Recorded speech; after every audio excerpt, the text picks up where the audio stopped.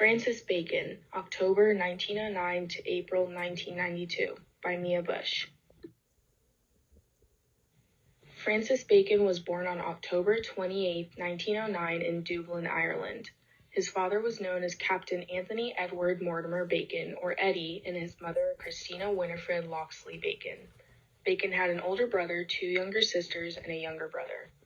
As a child, Francis and his father disagreed on Francis's actions that included being shy and dressing up.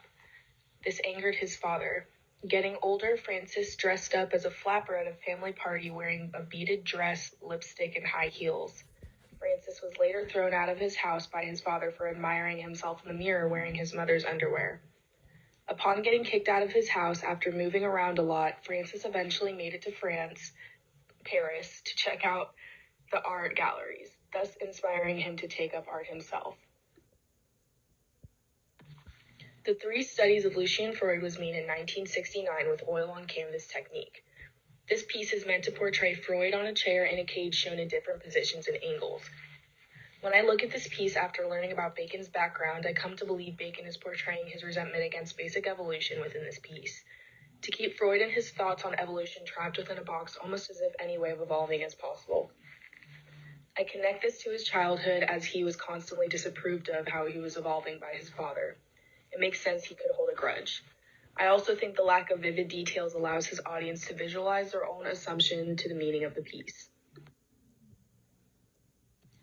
The triptych May through June 1973 was made in 1973 with oil on canvas. According to research, this piece represents the moments before Francis Bacon lost his friend George Dyer. Dyer died due to an overdose that traumatized Bacon but somehow allowed him to find the inspiration to create a good number of his pieces. When I look at this piece, I clearly see pain. As an audience member who might not know the background of the piece, I would translate this piece as giving into the pain, possibly disappearing into your pain as if it were darkness. I think the positioning and the facial expressions of the character allow the audience to connect to the piece to grief or loss, as the character appears closed off or disconnected. Made in 1988, Francis Bacon used acrylic and oil on canvas. After further research, it came to my attention that Francis Bacon often painted second versions of his popular pieces to insert details he might have wanted to change.